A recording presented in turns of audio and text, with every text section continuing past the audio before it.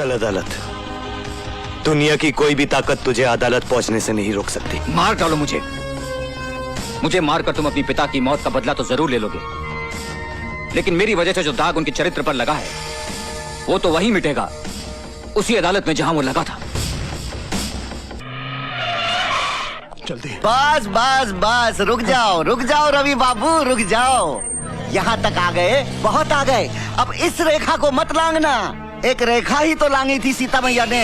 आधी रामायण दुखों में गुजर गई। तुम्हारी तो वैसे ही कष्टों में कट रही है, काहे को और दुखों को न्योता देते हो? हाँ लाओ, मुझे दे दो, लाओ। बात रामायण की करते हो और इतना भी नहीं जानते कि जब रावण को जलाया जाता है तो उसके साथ साथ कुंभकर्ण और मेघनाथ भी जलकर खाक हो जाते हैं। पता था मुझे, पहले से ही पता था कि अच्छी तरह से समझाने पर भी नहीं ना समझेंगे आप, इसलिए दूसरा बंदोबस्त भी किया हुआ है। हेलो, लीजिए सुनिए, अपनी पूजा बिटिया की प्यारी प्यारी आवाज सुनिए, सुनो। हेलो बेटा। और बच्ची को कभी नहीं, अगर बच्ची को कुछ हो गया तो छोड़ूंगी नहीं मैं तेरे को। अरे शाबाश। पूजा रोती नहीं। अब यूँ समझ लो कि अदालत में जाके आपने बैग खोला नहीं, कि आपकी पूजा बिटिया आई है।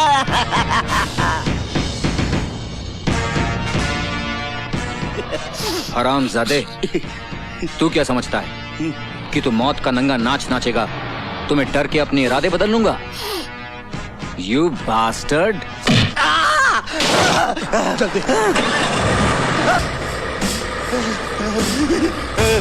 नहीं।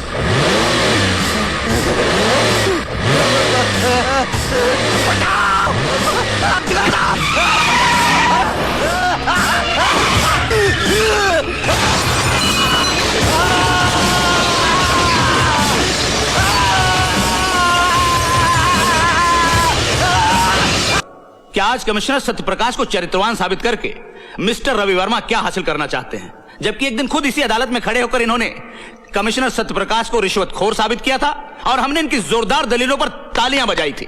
काश आपने वो तालियां नहीं बजाई होती। काश जिस दिन मैंने पहली बार झूठ को जिताया था और सच को हराया था, लोगों ने तालियों के बजाय मेरे मुंह पर थप्पड़ मार दिए होते तो आज ये नौबत नहीं आती। और अब तो ये आम बात है मिलॉर्ड कि झूठ बोलने वाले को ताली मिलती है और सच बोलने वाले को थप्पड़। और उस दिन यही हुआ था मिलॉर्ड। उस दिन मेरी झूठी दलीलों को सुनकर लोगों ने वाह वाह की थी और उस संत जैसे आदमी पर पत्थर मारे। और वो उधर जो मेरी मां बैठी हुई ना जज साहब, उसने मुझसे कहा था कि उस देवता को पत्थर मारने वाले हाथ लोगों के नहीं थे, मेरे थे। और उसने बिल्कुल ठीक कहा था जज साहब, ठीक उसी तरह जैसे सत्यप्रकाश जी का कत्ल फांसी के फंदे से नहीं हुआ था। उस कत्ल के असली मुजरिम वो थे जिन्होंने फंदे बनाने वाले हाथों को खरीदकर उनका खून करने के लिए भेज दिया। भाषण बहुत हो गया मिस्टर रवि वर्मा। अगर आपके पास कोई नाम है और उसके खिलाफ कोई सबूत है तो पेश कीजिए, वरना खामखा अदालत का वक्त बर्बाद मत कीजिए। हाँ है, मेरे पास हर वो सबूत है। लीजिए उनके सारे काले कारनामों का कच्चा चिट्ठा मैं आज अदालत के सामने पेश करता हूं।